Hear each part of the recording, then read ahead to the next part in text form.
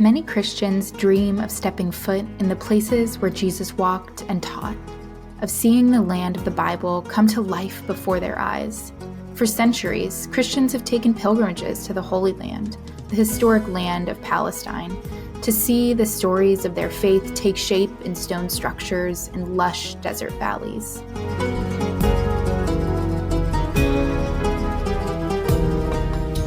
The Christian tradition shares this region as a religious birthplace with Judaism, and with Islam as a place of divine revelation.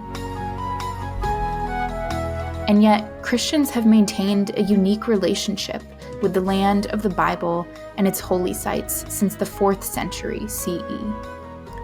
Trips to the Holy Land are ubiquitous for maze-filled walks through the vibrant old city of Jerusalem, boat rides on the Sea of Galilee, followed by a meal of St. Peter's fish, reading passages of scripture from hilltops and olive groves, and visiting the holy city of Jesus' birth, from Shepherd's Field to Manger.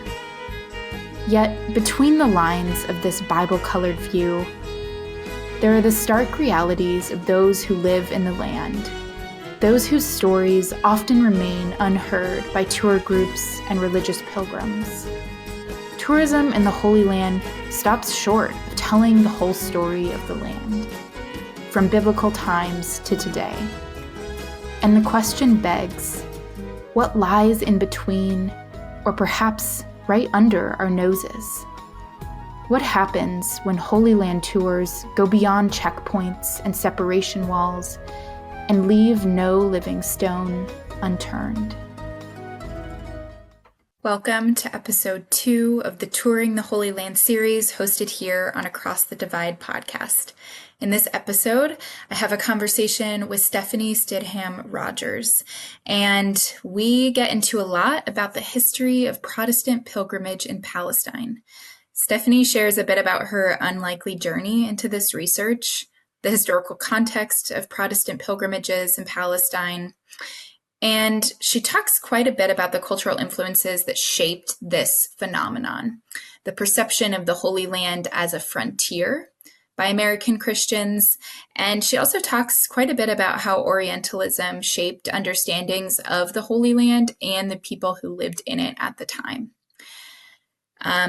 This is a really important conversation for the series because it gives us the historical context to understand how it is that tourism and pilgrimage exist in Palestine-Israel today. Stephanie Stidham Rogers is an author. She's an independent scholar, humanities expert, and semi-retired university professor. She resides in Seattle and Tampa with her family, and she's the author of a couple of books. The first one, Inventing the Holy Land, American Protestant Pilgrimage to Palestine, 1865 to 1941. That book we talk a lot about her research from that book in our conversation here. But she's also the author of Suffragist Migration West After Seneca Falls, 1848 to 1871. And you might be surprised to know that that research plays a bit of a role in this conversation as well. We talk about intersections between westward colonial migration in the U.S. and perceptions of Palestine in pilgrimage in the 19th century. So without further ado, here is my conversation with Stephanie Stidham Rogers. Welcome to Across the Divide. It's really, really good to have you here. Thank you so much for having me. I'm really excited to be a part of this. Yeah, I think that I know that you're going to bring some really, really helpful kind of historical pieces to us as a part of this kind of tourism series as we're thinking about the long history of tourism and pilgrimage in the Holy Land. And so your research is really intimately related to some of the questions that we're asking. So I'm wondering, we'll get into talking a little bit more about your book later, this incredible work that you've written called Inventing the Holy Land, American Protestant Pilgrimage to Palestine, 1865 to 1941. And so I'm wondering if, just to start, you can share a little bit more about your own story and how it is that you came to study Protestant Christian pilgrimage in Palestine. It's very specific, and especially the time period that you studied. Are there parts of your own sort of experiences that shaped this sort of project or your research? Absolutely. And I am a very unlikely person to have researched this topic. And it really is surprising how unlikely it was that I ended up studying this. But I grew up in the Seattle suburbs.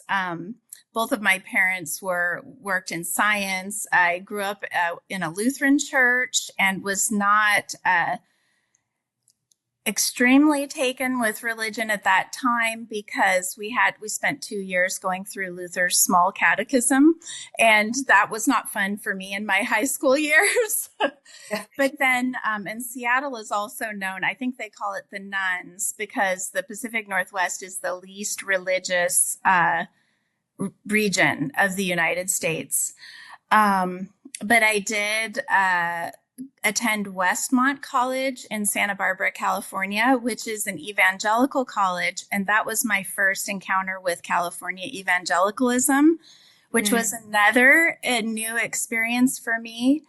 And the odd way that this whole thing came about is that Westmont has a problem with overbooking or over accepting students. And they have a lawsuit that regulates how many students can physically be on campus each semester. The neighbors of Westmont College include Oprah Winfrey, Harry and Meghan, that kind of thing. So it's a very tightly controlled area. So my sophomore year, I received a letter from the college stating that they had overbooked the college, but that they had a solution and that anyone who wanted to do a semester in Jerusalem at what was then called the Institute of Holy Land Studies should simply call this number, and it would be no extra cost. And so anyhow, on a bit of a lark, together with several friends, there was a large group of us from Westmont that semester. I asked my parents, can I go to Jerusalem for a semester? And they kind of said, well, why would you want to go there? So, but I said, oh, it's with school and it's going to be so much fun and it's going to be an adventure. And we also were promised that we would get to potentially study archaeology with Gabriel Barkay at the Ketef Hinnom dig.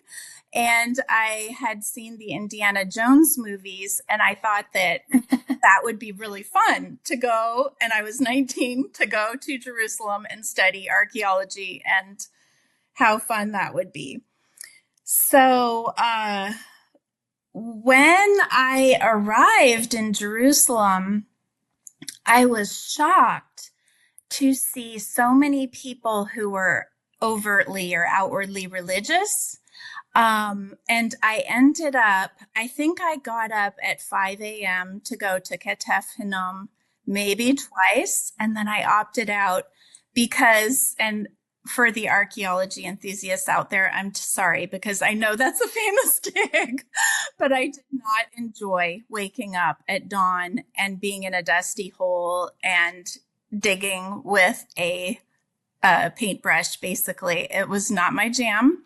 So I ended up doing a lot of fun things that I wanted to do in Jerusalem. And I found out there were a lot of really fun things for a 19-year-old to do. But I was watching people and I saw religious zealots everywhere I turned. I noticed their clothes. And having come from such a secular environment in the Seattle suburbs, I was really shocked by how excited people were about their point of view, their religion, their perspective, and how willing they were to engage and even squabble or fight with somebody else about why they were right and somebody else was wrong. So the other thing that happened is that we went to a number of what I ended up calling in my book parallel sites, sort of Protestant answers to the Catholic sites that were already in place and had been in place for hundreds of years. Many of these, I found out later, had been developed in the 19th century. But we had someone taking us around And he would say, this site, for example, General Gordon's tomb, has no historical accuracy or really scientific relevance or anything like this. But it's just where Protestants go. And so I started experiencing this irony of, and it probably was the way it was presented to me by the professors and the archaeologists as well, that something was going on, but it wasn't really based in history at all. It was based in American culture and these American spaces that had been carved out for Americans to visit and feel that they were having a Holy Land experience. So then I ended up going to Princeton Seminary, just down the road from you at Drew University, I believe, where you did your PhD. Yeah. And I entered the program in American Church History. And I really wanted to write my dissertation about when did American Protestants start going to Palestine-Israel? How did they start doing this? Why did they start doing it? And what is the history of these tour groups that I would see going by when I was a student there? And to be honest, I was laughing at them a little bit because it seemed so silly to me at the time. But I started out with the dissertation, and initially it was approved, and this was in 1998, 1999. And then I really ran into a series of roadblocks at Princeton Theological Seminary, which many women did at that time in the doctoral program. But that was kind of my first encounter with what I would almost call like a fundamentalism, or a real rigidity, where I don't think that doctoral students were really supposed to be doing that sort of creative work. It was more about, repeating past orthodoxies with Barth and Calvin, or reinterpreting them, looking at them in new ways, a lot of memorization, that sort of thing. Then September 11th happened. Oh, and by the way, I should say there was not a lot being done with quote unquote Holy Land 25, 26 years ago. I mean, when I was doing this, it was viewed as very crazy, very outside the field. There were very few books or articles for me to even look at as far as getting started. Okay. So I was really kind of out there on my own. And after September 11th, it became extremely controversial, and my committee was in very high dudgeon. But there was a lot of harassment of women doctoral students at Princeton Seminary at the time. But I was denied my PhD. So this book that I'm holding they said it was it didn't meet the minimum requirements for a dissertation at Princeton Seminary. And then the book, I decided, well, I've done all this work anyhow. I'm going to publish this, even though they're not allowing me to graduate. So I did publish the book, and the book has kind of taken on a life of its own. It's really funny in a way that they were so against the book, because it's still in print now after 15 years. And it's in, I don't know how many libraries. The last time I checked, it's in more than 1,000 libraries around the world. And it really does have a life of its own. I think one of the things, I tried to remain unbiased when I wrote this book. And when American Protestants first started traveling to Palestine, there were three groups of people that they didn't like. And I think that they kind of disliked them all equally. And that was Palestinians, Jewish people, and Christians such as Catholics or Armenians. Well, those three groups of people are basically everyone but other American Protestants.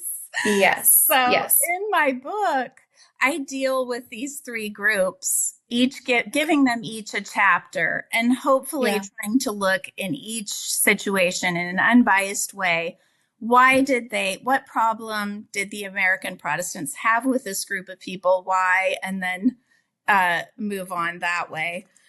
On March 7th and 8th, our friends at Telos are organizing a solidarity and action gathering in New Orleans.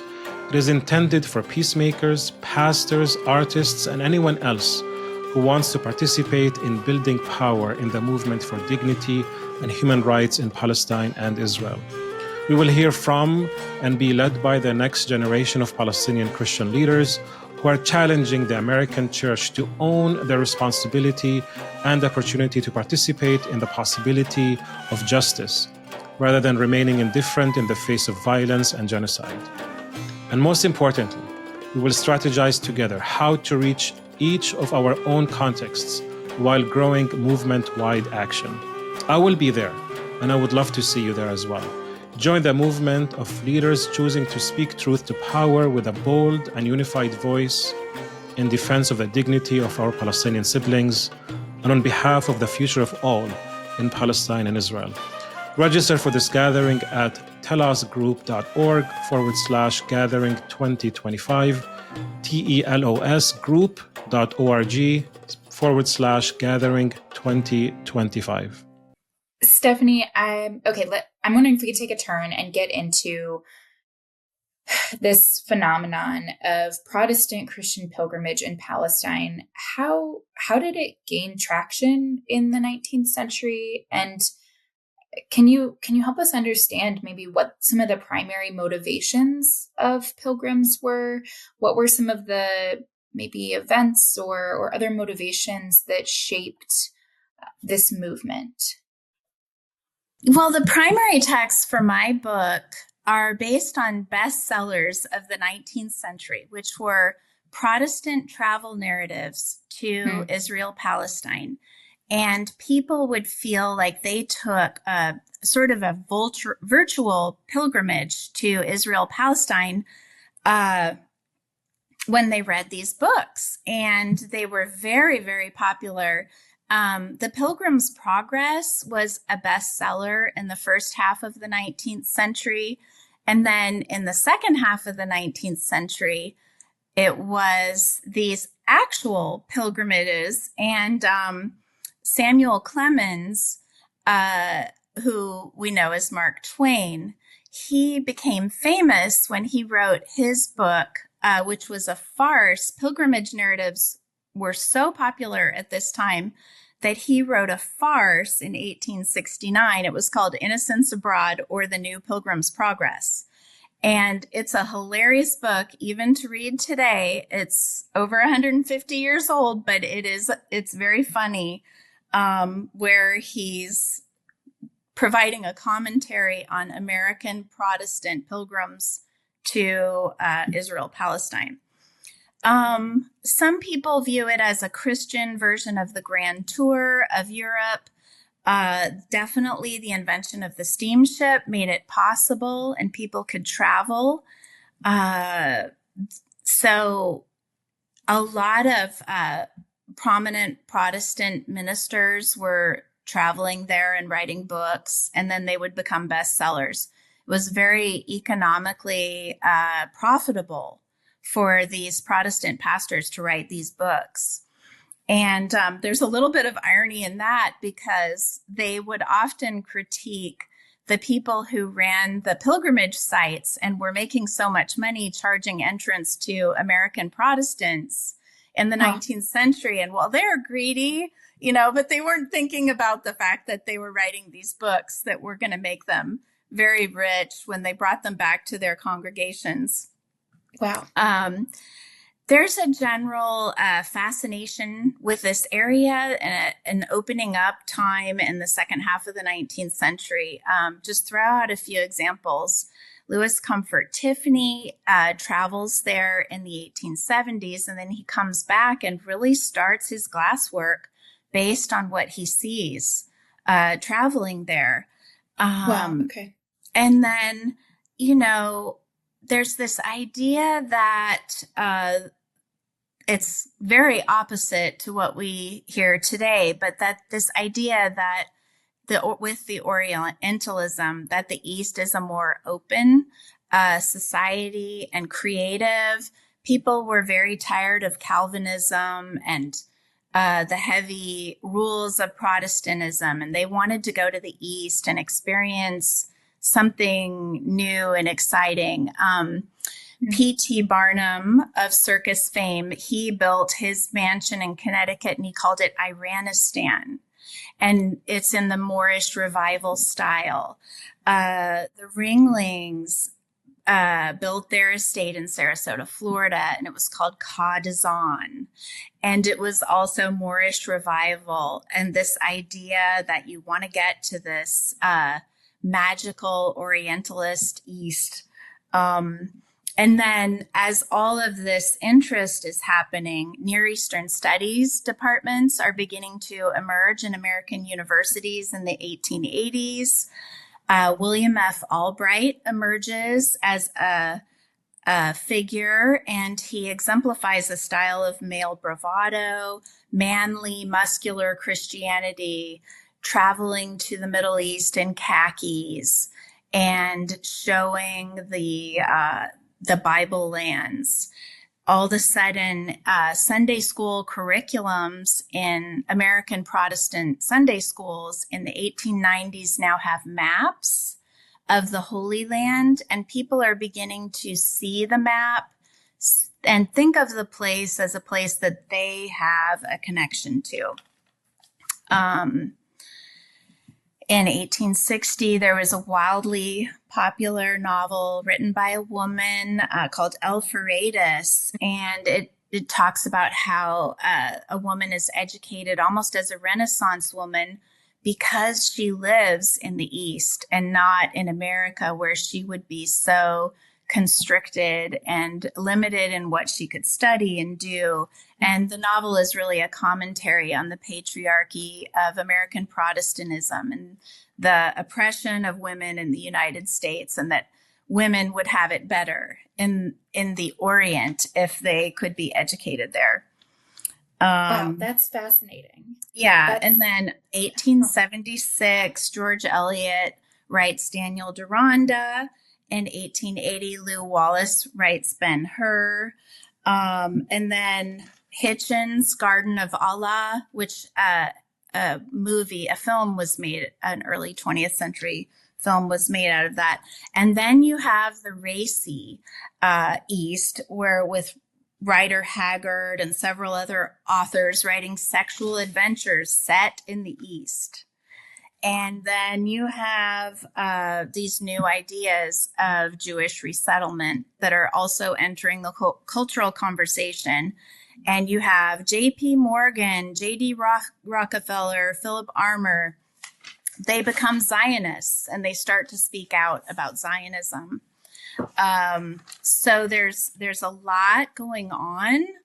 But the book that I wrote recently is about Seattle in the 1850s and the women's suffrage movement there.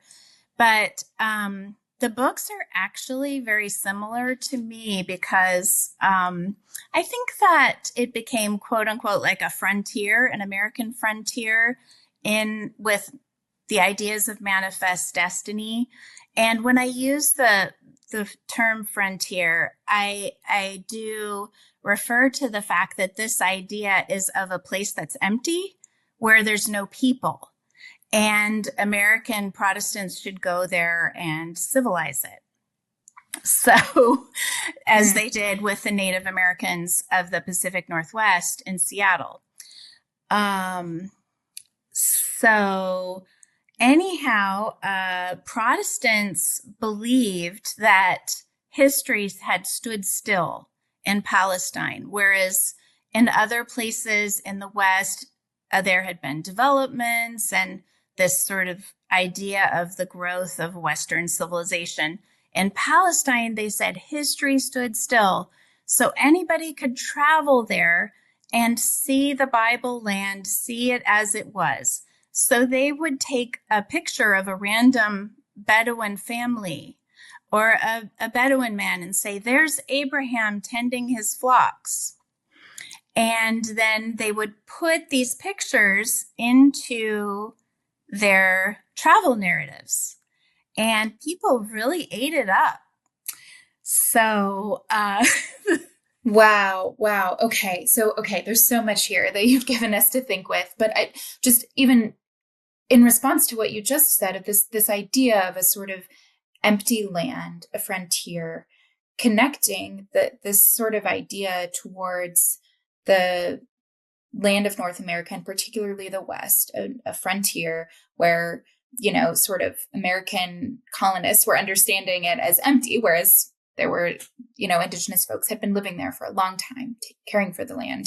And so that to understand Palestine, or the Orient at large, as a similar frontier, it is a really interesting connection. And I think our listeners will probably be familiar with this phrase that came out of early British Zionists, this motto of a land without a people for a people without a land, in reference to the Jewish people. And so thinking about that idea as even preceding some of those proposals of early Zionism of a Jewish, immigration to Palestine, thinking about that as that idea already existing in the imaginaries of many Western Christians, I think is really helpful. And I think helps us ties together, like you mentioned, Orientalism and kind of this double-sided coin of seeing Orientalism as a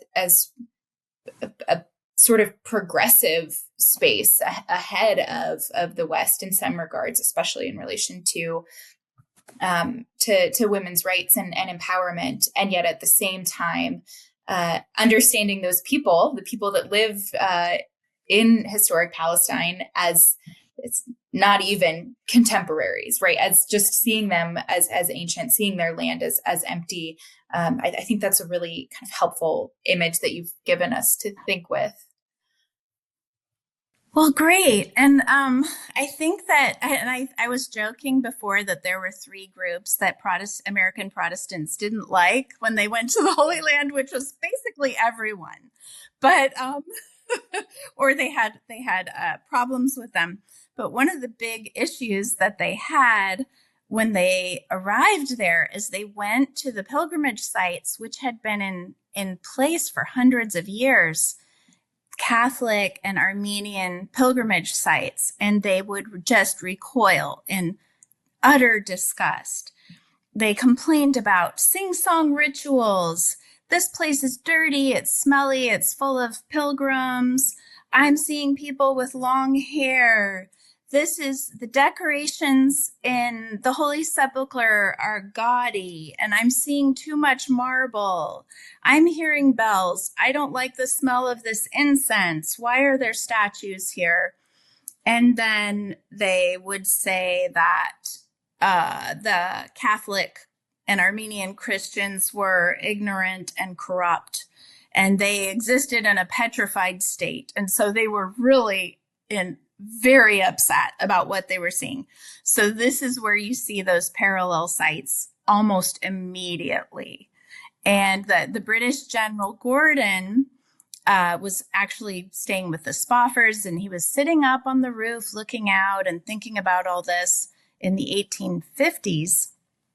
And he saw a rock that looked a little bit like a skull, and he said, "I feel it in my heart. That's Golgotha. That's the real Golgotha."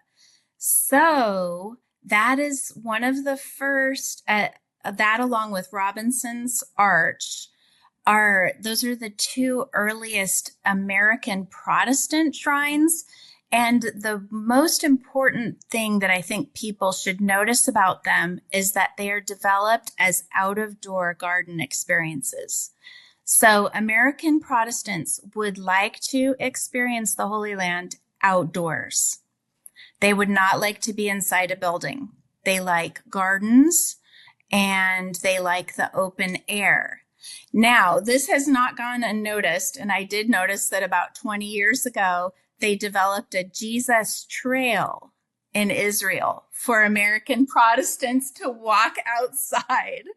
So you really see this, and they start to call it the fifth gospel. The Holy Land is the fifth gospel. So there's 4 gospels in the New Testament, but the Holy Land is going to be gospel number 5.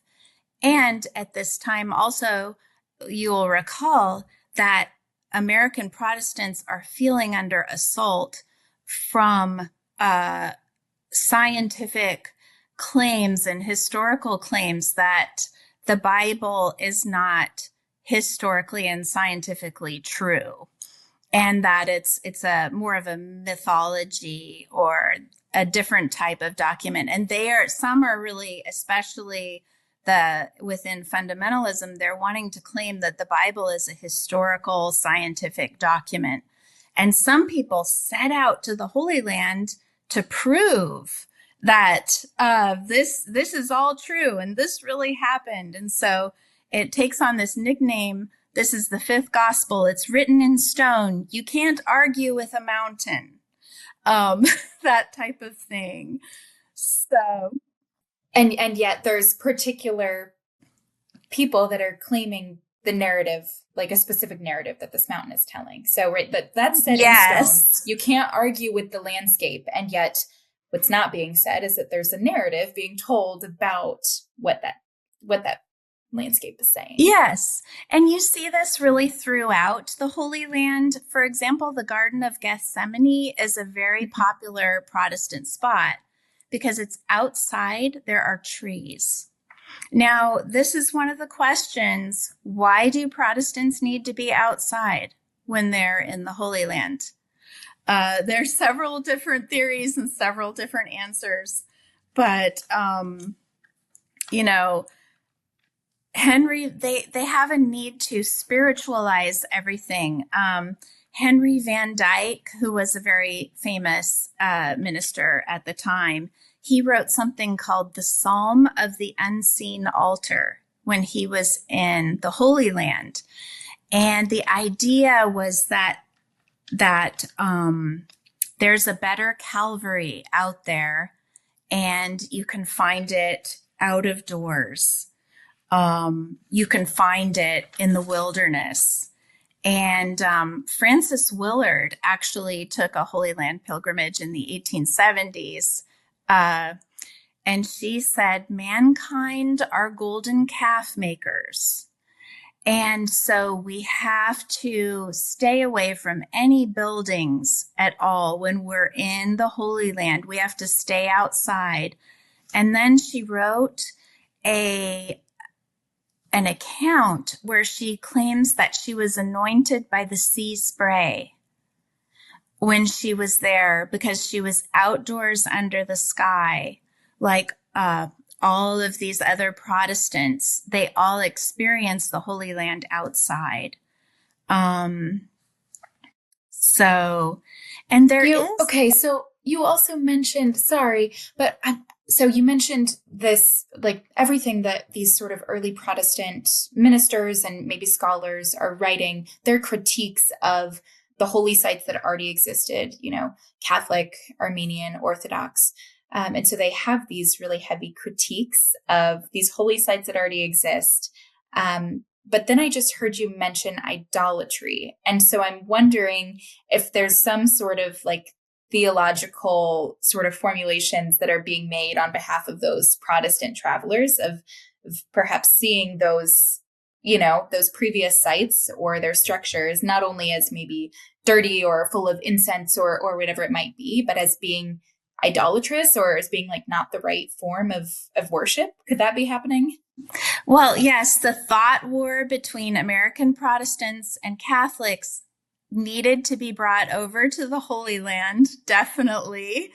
And in the United States context in this time, there are bitter wars being fought over the public education system and whether or not Catholics should have parochial schools because they didn't want to necessarily use the American public schools, which they felt were Protestant. But yes, the slurs against Catholics as idol makers, idol worshipers, all of that was very much continued in the Holy Land. Yes. And so their sites were unacceptable, utterly unacceptable to the American Protestants. So they had to build their own sites. And the parlor Bibles that Americans had in the 19th century had many of them were illustrated by Doré, and they have these florid, gorgeous landscapes, pictures of the Holy Land. And they are very lush and beautiful and also very Protestant looking. They feature nature and the out of doors and that sort of thing. And so it was necessary to create a pilgrimage experience in the Holy Land that American Protestants could understand and interpret. Mm. And that felt comfortable to them. It matched up to the pictures that they saw in their Bibles. Okay. So there's early literature is really influential. And then you start to see maps, right? Maps and Bibles of the Holy Land to begin to envision the kinds of places that these stories are unfolding in. And then artwork, illustrated places in sort of decorative kind of Bibles, right? Like I imagine people having their company over and showing them, having these Bibles on display to sort of leisurely look through or whatnot. And then even later film, I heard you say film kind of movies being developed to, again, bring this image of the holy kind of biblical lands to an American Protestant audience. And they would go so far as to say that the Holy Sepulchre was the temple of Jerusalem that Jesus condemned in the New Testament because it was overrun by money changers and robbers. So they're looking for rocks, hills, trees, and gardens. And that's why Gordon's tomb was so successful, is that it was developed as a professional garden landscape space. Not all that different from Bible pictures. So, but the Mount of Beatitudes, for American Protestants, they would like to go to that hill and sit down on the grass under the sky. They would like to go to the Jordan River, not be in a building. They would like to go into the river again. They want to be outside. Gethsemane, under the trees, Robinson's Arch. They want to be in a park. So they also would rail against what they called civilization or over-civilization. And so they wanted the Holy Land to be a diatribe. They would often say, we need to be another Luther in the Holy Land because we need to stop the idol worship, and camping becomes really popular. And in the 1890s, they have developed package tours. But they thought that Jesus was a boy child in nature with the wind blowing through his hair in the pure and untrammeled setting of the Holy Land. And he would have had nothing to do with any of these shrines or churches. So, and then they were really upset when they put a train between Jaffa and Jerusalem later on, because they thought that you had to walk that and you had to walk around like Jesus walked around. So, yes. And when you think about manifest destiny, it's a really interesting interplay of ideas and images that's happening too. And I also should mention a lot of people are familiar with the Holy Land experience in Orlando, Florida. Yeah. That has been a really popular kind of American version of that, but it did have precursors in the 19th century. There was something called Palestine Park in Chautauqua where you could sort of virtually visit the Holy Land. And then at the St. Louis World's Fair in 1904, people also wanted to, they had a whole Holy Land experience that you could do there. But Jesus was a divine boy in his simplicity. That's what they would say. So the focus was on the land very much. Philip Schaff, the scholar and church historian, he said, nature cannot be destroyed by the Ottomans. Okay. Stephanie, do you think, okay, so I'm thinking about I'm trying to put these pieces together. What's happening in America at this time is like just development after development in sort of intense industrialization and the development of the transcontinental railroad. And then of course, like, right, this is following manifest destiny and westward expansion and settler colonization. And so there's not a dislike of built up society and civilization for Americans in their own context. But is there something about the Holy Land as seen as a sort of historic or pristine space that needs to be protected? I'm thinking about like the development of national parks even in the United States, and this understanding that there is this sort of pristine, form of nature, of the natural world that can be preserved in this particular form. And so do you think that there's any interplay there with this idea that this biblical land, that the land itself can be preserved as in a sort of time capsule kind of way, that they should resist any further development and markings of civilization to keep it in this particular point in time frozen?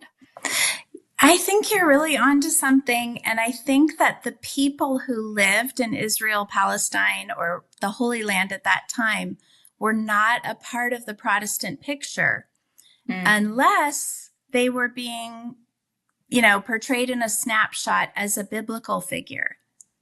Like, here's David with his flocks or something like that. Or here's the woman at the well. But Harry Emerson Fosdick said nature is the true pilgrim's Palestine. So it is, it's an interesting thing that's going on. There's definitely the Anglo-Saxon male abroad who is exploring and all of the drama that goes along with being an explorer. Dwight Moody said, "I am not going to drive where my Lord footed it." And he insisted on walking everywhere that he went when he went to the Holy Land. So there's definitely a ritualistic thing that's developing around being outside and walking outside. And rejecting the people maybe that are there. Doesn't matter who you are, Palestinian, Jewish, or Catholic. Yeah. I saw it as like a widespread rejection of that, and just sort of a bonding to the land. And I've even looked at how American Protestants in the 19th century would record contracts in the front of their Bible, marriage, land purchases, that sort of thing. And I looked at when maps of the Holy Land started showing up in these Bibles, and it's all right around in the same time. And I wonder if that had something to do with creating a sense of ownership, or this is my place, really. It's here in my Bible, just like I married thus and so and had these 7 children. Here's a map of this place, and I have some ownership of this too. I don't know, but I've wondered. The other thing that I've really wondered about is you also suddenly have children dressing up as Middle Easterners in American Protestant churches at Christmas. And this is a practice that still happens today, where at Christmas time, you have American Protestant children in costumes of Middle Easterners enacting a Bible story. And I wonder how that sort of feeds into all this too. So that's such an incredible example, because even as you were saying it, that historically Protestant children would dress up as Middle Easterners, my first thought was, oh, that's incredibly appropriative, right? Just appropriating this other culture, right? Performing as these people and culture, not one's own. But in my thinking of that, I did not have the same thought about Christmas pageants today and retelling of sort of the Christmas story of Jesus's birth. And I think that the way that I disconnected those in my mind actually feels like a great depiction of this way to bypass the contemporary people and see only the biblical, right? If we're reenacting a biblical story, it's not actually appropriating this contemporary culture. It's an ancient one, right? It's a biblical one. Wow. And you find that so much in these early Protestant travel narratives to the Holy Land, skipping over 2,000 years of history. Time stood still here, just like time stands still in the Christmas pageant at every Protestant church in America. In 2024, it stood still. There's no development there. It's a very unusual mental trick that happens. I'm wondering if, I know we're getting close to wrapping up our conversation here, but you've mentioned sort of the attitudes of Western Protestant travelers towards those who lived in the land in historic Palestine in the 19th century. I'm wondering if you could share a little bit about how you see maybe Orientalism and or Zionism shaping those attitudes that they had towards the people that lived in the land. How do those kind of play a role there? You know, it's so interesting because there was no Zionism, and a lot of people aren't in the 19th century. It was very slowly developing. I don't think a lot of people are aware of the racism that was a part of the early development of the idea, which was sort of similar to sending people with African heritage to Liberia. Let's send the Jewish people to this place. It's quote unquote empty, right? And get them out of US cities. And so it's the beginnings there are problematic, I think. And then what was the other thing you asked me about?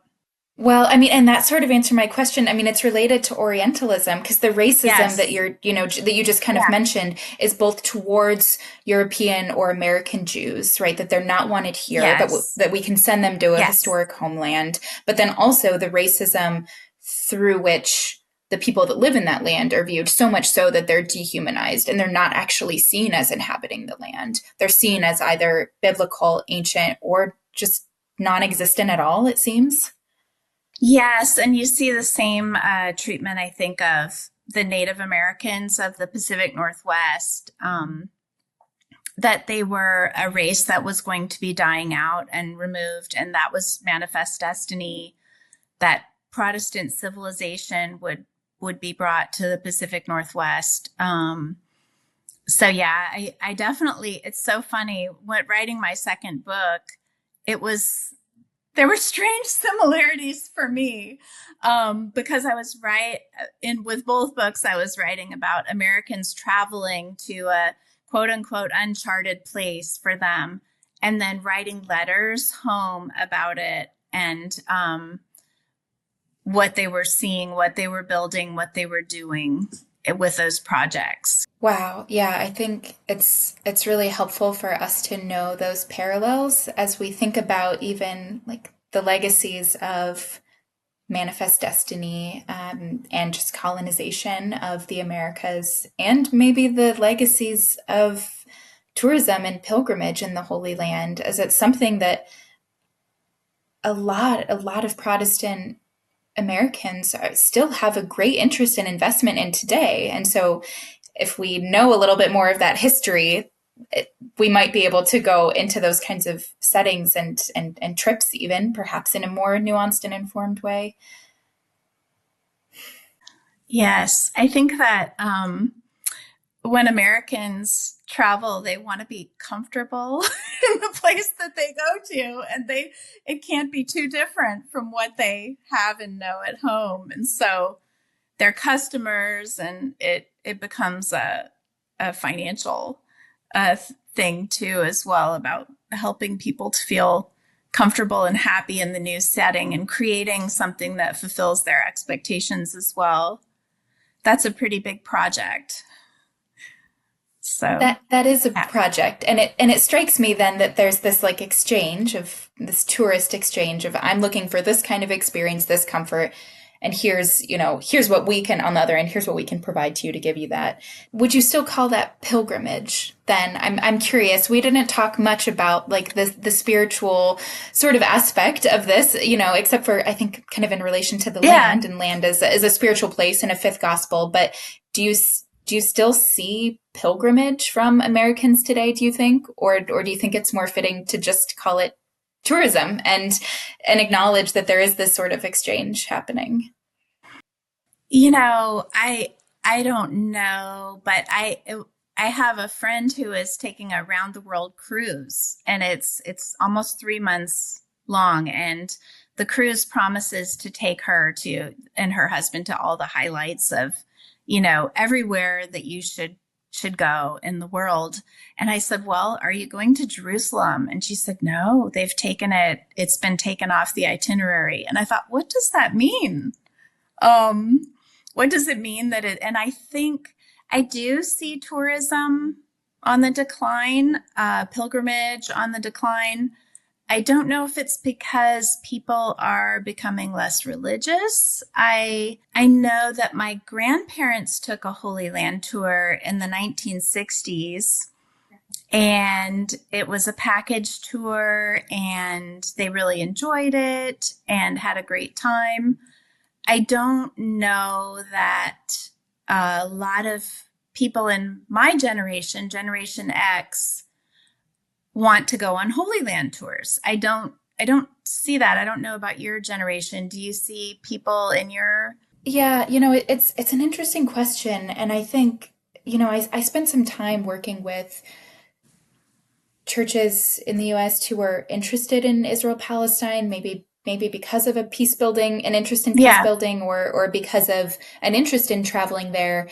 And I think I notice, I think among younger generations, and there's certainly some literature that shows, especially among American evangelicals and sort of progressive evangelicals, that there's more of an interest in gaining nuanced perspectives about Israel-Palestine and actually learning about Palestinian Christians, a group that's been largely dehumanized and sort of sidelined, particularly by evangelical churches. And so I know there's an interest in that. I'm certainly seeing among younger generations, especially in the last year and a half, an interest in sort of solidarity or peace building, kind of dual narrative kind of tourism. But I think it's an interesting question about age. And I think that might tie into expectation too, of what it is, like what are the motivations behind it? Are they purely spiritual or religious, or is there an interest in, we see that there's something happening in this part of the world, and it seems like our faith or our tradition is involved in it somehow, and maybe we want to figure a little bit more of that out. Stephanie, thank you for this conversation, for all that you've shared with us from your research. And I think it's a really helpful sort of grounding for us to have as we continue to look at tourism in this series. You've offered us a lot to think with, so thank you. Great. Thanks so much for having me. This episode is supported by Peace Catalyst International. Across the Divide has joined forces with Peace Catalyst International to amplify the pursuit of peace and to explore the vital intersection of Christian faith and social justice in Palestine-Israel. Both Peace Catalyst and Across the Divide are committed to equipping Christians worldwide to move beyond apathy and into active solidarity, working together for a holistic and just peace for everyone in the land. By supporting this partnership, you can help elevate Palestinian voices and initiatives working for peace all over the world. Visit Peace Catalyst International's website to learn more about their work and consider giving to them directly or supporting us through our page on the Peace Catalyst website. The link is available in the show notes below. Together, we can equip Christians to begin following Jesus in his sacred and healing work for a just peace. Thanks for tuning in to this episode of Across the Divide. We are so grateful for your support and interest. The hosts of this podcast are Daniel Banura, Jennifer Madrand, and myself, Abir Shhali. Salim Anfous is our producer. Our theme music is composed by Charlie Rishmawi.